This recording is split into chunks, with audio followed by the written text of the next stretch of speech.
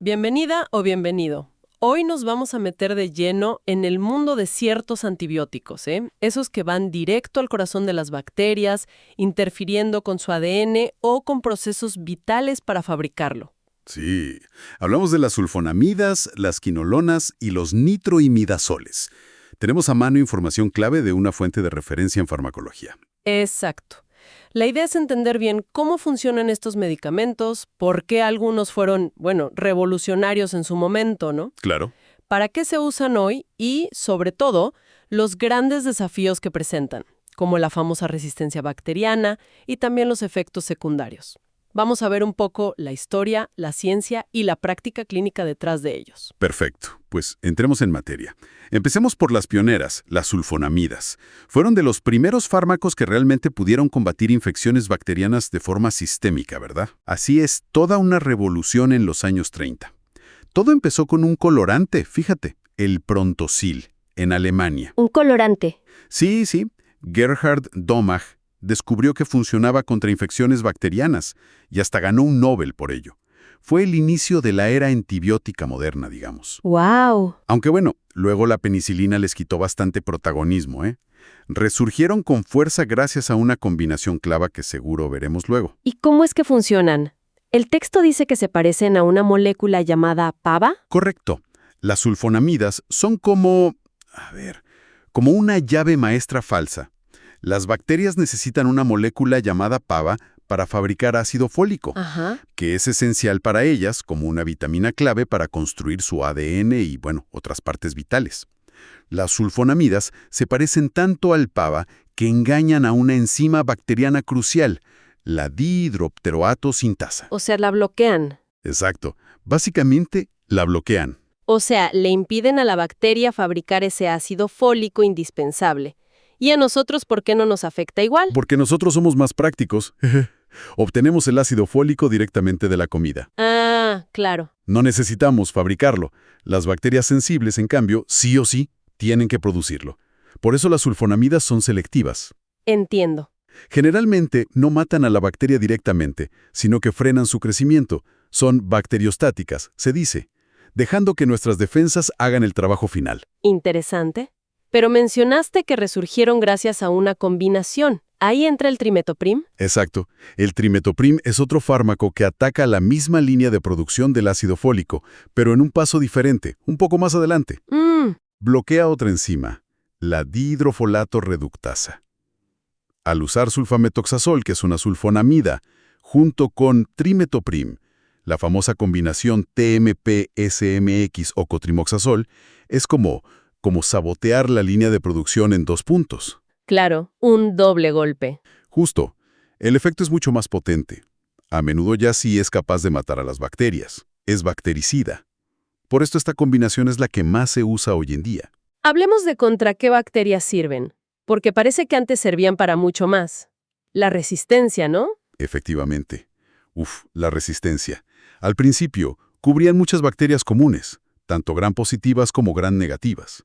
Pero la resistencia bacteriana se ha disparado. Sí. Ya no podemos confiar en que funcionen, digamos, a ciegas, contra infecciones por estafilococos o estreptococos comunes, o incluso contra muchas E. coli, que causan infecciones de orina.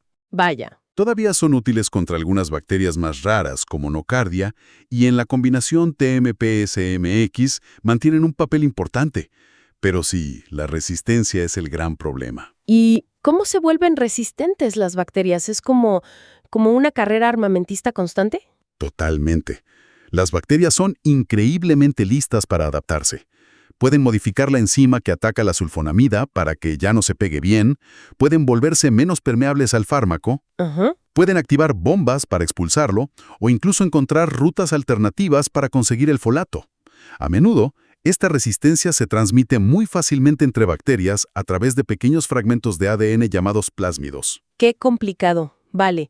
¿Y qué pasa con estos fármacos una vez dentro del cuerpo? ¿Algún detalle clave sobre cómo se manejan? Bueno, se absorben bien por boca, se distribuyen por casi todos los tejidos, incluso llegan al cerebro, y cruzan la placenta. Bien. Se metabolizan en el hígado y se eliminan por el riñón. El punto crítico aquí es que, al eliminarse por la orina, sobre todo si está ácida, pueden formar cristales. Es la famosa cristaluria. Ah, Por eso siempre dicen que hay que beber mucha agua con las sulfas. Exactamente. Es crucial mantener una buena hidratación para evitar que esos cristales se formen y puedan dañar el riñón, especialmente con algunas sulfonamidas como la sulfadiazina. A veces incluso se recomienda alcalinizar la orina. Entendido. ¿Algún uso específico hoy en día aparte de la combinación estrella? Como fármaco único, la verdad, muy poco. Quizás alguna infección de orina no complicada si se sabe que la bacteria es sensible. La sulfadiazina, combinada con otro fármaco, la pirimetamina, sigue siendo clave para tratar la toxoplasmosis, una infección parasitaria. Ah, mira. Y hay presentaciones tópicas como la sulfadiazina de perata que se usa mucho en quemaduras. Y la pregunta obligada, los efectos adversos. Las alergias a las sulfas son famosas. Sí, las reacciones alérgicas son bastante comunes.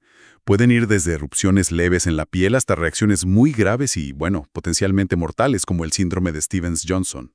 Uf. La fotosensibilidad también es un problema, hay que tener cuidado con el sol. Curiosamente, estas reacciones son mucho más frecuentes en personas con VIH. Interesante. Y el texto también matiza un poco la idea de la alergia cruzada con otros medicamentos que contienen azufre, pero no la estructura específica de sulfonamida. Parece ser menos común de lo que se creía. Aunque la precaución sigue siendo la norma si hubo una reacción grave previa. Aparte de la cristaluria y las alergias, ¿algo más a destacar? Pueden dar molestias digestivas, náuseas, vómitos, más raramente problemas en el hígado o en la sangre. Un punto muy importante es el riesgo en recién nacidos. Pueden causar una complicación cerebral grave llamada kernicterus. Caray. Por eso están contraindicadas al final del embarazo y durante la lactancia. Y ojo, pueden potenciar el efecto de anticoagulantes como la warfarina y de algunos medicamentos para la diabetes. Entendido. Volvamos a la combinación TMP-SMX. Ya sabemos que es más potente por actuar en 2 puntos de la vía del folato. Su cobertura de bacterias es mejor entonces. Es bastante amplia, sí.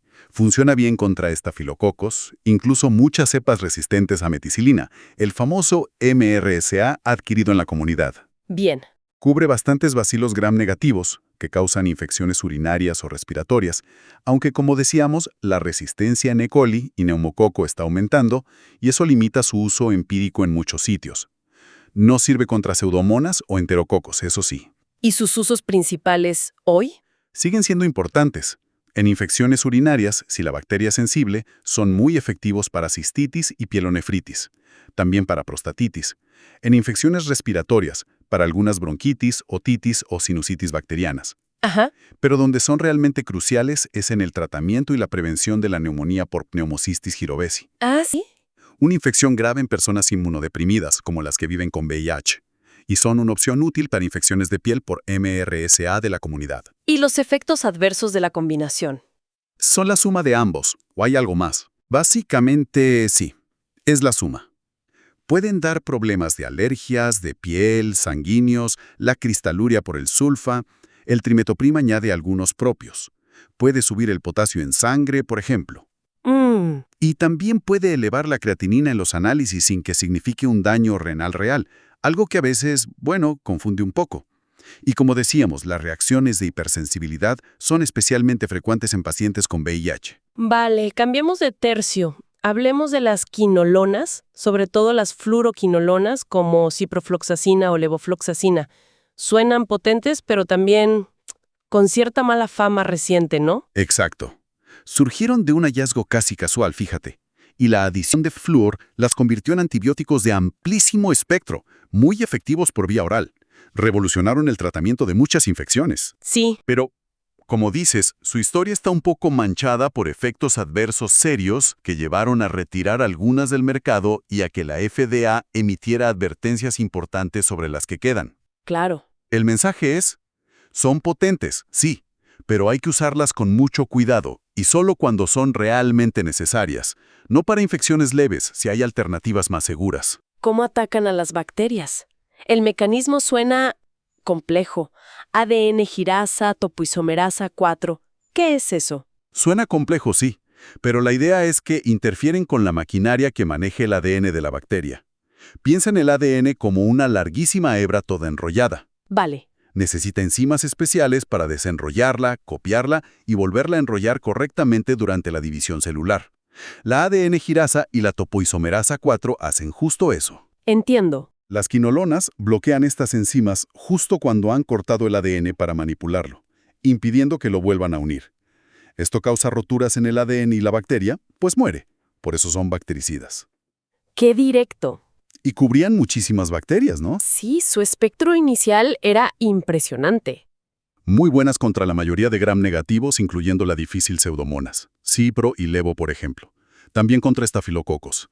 Las más nuevas, como levofloxacina o moxifloxacina, mejoraron mucho la cobertura de gram positivos como el neumococo. Ajá. Además, penetran dentro de las células, lo que las hace útiles contra bacterias intracelulares como clamidia, mycoplasma o legionela. Moxifloxacina incluso cubre algunos anaerobios. Pero aquí también la resistencia es un problema grave. Otra vez. Gravísimo. Ha mermado muchísimo su utilidad. En muchos sitios ya no sirven para tratar la gonorrea, por ejemplo. No me digas. ¿Sí? La resistencia en E. coli o Pseudomonas es muy común. Las bacterias aprenden a modificar las enzimas diana para que la quinolona no se pegue o aumentan las bombas que expulsan el antibiótico. Y esta resistencia puede aparecer incluso durante el tratamiento. Es un tema serio. Se absorben bien. Llegan a todas partes del cuerpo. Sí, la mayoría se absorben muy bien por boca. A veces la dosis oral es casi como la intravenosa. Tienen muy buena distribución. ¡Qué bien! Penetran estupendamente en muchos tejidos: riñón, pulmón, próstata, hueso. La mayoría se eliminan por el riñón, así que hay que ajustar dosis si este falla. La excepción es moxifloxacina, que va más por el hígado y por eso no sirve para infecciones de orina. ¿Nos das un par de ejemplos clave y para qué sirven principalmente? A ver, ciprofloxacina. Muy usada, buena contra gram negativos, incluyendo Pseudomonas. Levofloxacina. Más activa contra gram positivos como neumococo, también cubre Pseudomonas y se toma una vez al día, lo cual es cómodo. Sí. Moxifloxacina. Aún mejor contra gram positivos y añade cobertura anaerobia, pero es menos activa contra Pseudomonas y tiene más riesgo de problemas cardíacos, del QT. No sirve para orina. Y delafloxacina es más nueva, potente contra MRSA. ¿Y sus indicaciones principales hoy, considerando esas advertencias que mencionaste? Se usan, pero con más cautela, para infecciones urinarias complicadas o pilonefritis. Son muy buenas para prostatitis, para algunas ETS como clamidia. En infecciones gastrointestinales graves como fiebre tifoidea. Son clave en neumonías que requieren cubrir patógenos típicos y atípicos. También en infecciones de hueso o de pie diabético, por ejemplo. Y tienen usos especiales como en el anthrax. Pero la clave es reservarlas para cuando realmente hacen falta por su espectro o penetración, no usarlas para una simple cistitis o sinusitis si hay otra opción.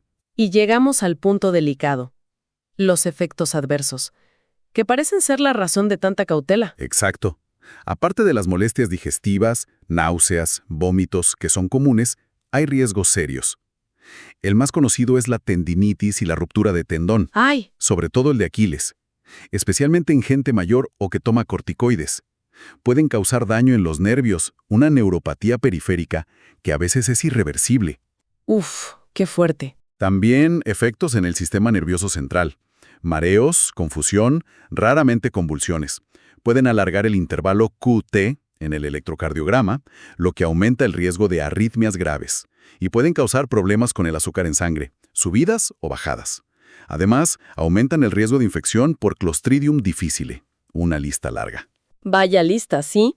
¿Alguna interacción importante a tener en cuenta? La más típica, no tomarlas junto con antiácidos, suplementos de calcio, hierro o incluso leche. Ah, claro. Porque se pegan a estos cationes y no se absorben bien. Hay que espaciar la toma unas horas. Ciprofloxacina puede aumentar los niveles de teofilina, un broncodilatador, y cuidado al combinarlas con otros fármacos que también alarguen el QT. Muy claro.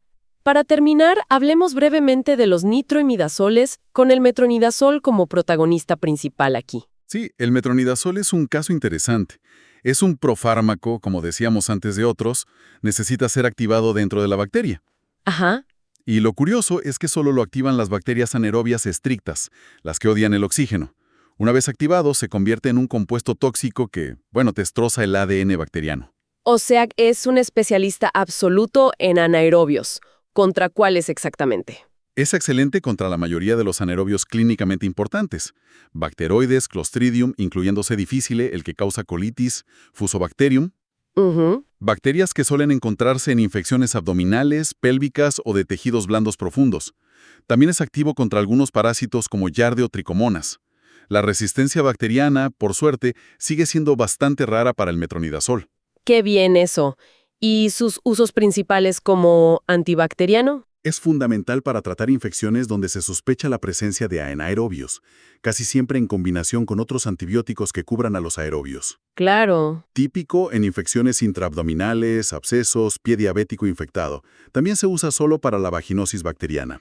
Y es parte del cóctel de fármacos para erradicar Helicobacter pylori. Ah, también. Sí, y para la colitis por C difficile, aunque hay opciones más nuevas preferidas para casos leves, sigue siendo una alternativa, y se usa intravenoso en casos muy graves. Recapitulando un poco, hemos visto 3 formas muy diferentes de atacar a las bacterias a nivel de su ADN o de vías esenciales para él. Las sulfonamidas pioneras que sobreviven gracias a la sinergia con trimetoprim. Exacto. Las quinolonas, muy potentes, pero con una cara B de riesgos importantes que hay que vigilar. Y el metronidazol, el gran especialista en el mundo sin oxígeno de los anaerobios. Exacto. Y los temas recurrentes son claros, ¿no? La increíble capacidad de las bacterias para desarrollar resistencia, lo que nos obliga a usar estos fármacos con mucha inteligencia, con prudencia. Sí, totalmente. Y la necesidad constante de balancear el beneficio de curar una infección con el riesgo de efectos adversos, que como vimos, a veces pueden ser serios. El caso de las quinolonas es el ejemplo más claro de esto último. Un panorama complejo, sin duda. Para cerrar nuestra conversación, una reflexión final. Viendo cómo la resistencia avanza y limita nuestras opciones con fármacos que llevan décadas con nosotros, como estos que vimos hoy, ¿hacia dónde vamos? ¿Basta con buscar nuevos antibióticos o hay que pensar también en cómo cuidar mejor los que ya tenemos? Esa es la gran pregunta, ¿verdad? Es la pregunta clave. Y la respuesta probablemente está en ambas cosas. Necesitamos urgentemente nuevos antibióticos con mecanismos diferentes. Eso es indudable. Pero es igual de crucial implementar programas de uso prudente de los actuales. Ujú. Usar el antibiótico correcto, a la dosis correcta, por el tiempo justo. Mejorar los diagnósticos para no usar antibióticos de amplio espectro innecesariamente. Y quizás explorar estrategias alternativas más allá de matar bacterias directamente, como, no sé, desarmarlas o usar virus bacteriófagos. Es una carrera contra la evolución bacteriana que requiere un esfuerzo global y constante. Un desafío enorme, sin duda. Muchísimas gracias por guiarnos en este análisis tan detallado. Ha sido muy esclarecedor. Un placer. Hasta la próxima exploración.